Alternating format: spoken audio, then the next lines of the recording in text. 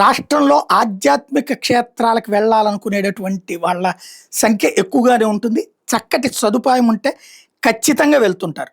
కాకపోతే ఇక్కడ సమస్య ఎక్కడొస్తుంది అంటే ఈ ఆధ్యాత్మిక కేంద్రాలకు వెళ్ళడానికి రవాణా సదుపాయాల పరమైనటువంటి సమస్య, అట్లాగే అక్కడ వసతిపరమైనటువంటి సమస్య. తిరుమల తిరుపతి దేవస్థానానికి ఎందుకు వెళ్ళగలుగుతాం? అక్కడ రూమ్స్ ఉంటాయి, లేకపోతే షెడ్స్ ఉంటాయి.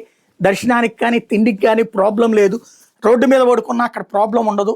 ఆ పెద్ద పెద్ద షెడ్లు ఉంటాయి కాబట్టి అక్కడైనా పడుకోవచ్చు. అట్లాంటిది శ్రీశైలంలో ఎందుకు లేదు? శ్రీశైలానికి వెళ్ళాలని ఎందుకు కోరుకోరు? ప్రతి ఒక్కళ్ళు కోరుకుంటారు. బట్ వెళ్ళినటువంటి వాళ్ళ సదుపాయాలు అది కష్టం.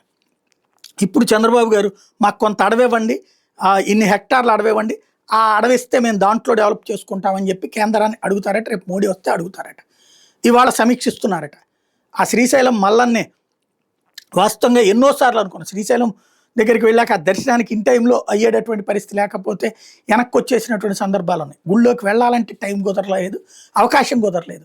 ఆ దేవుడు దర్శనం కావాలంటే ఇన్ని రకాలైనటువంటిది ప్లాన్ చేసుకోవాల్సి వస్తుంది.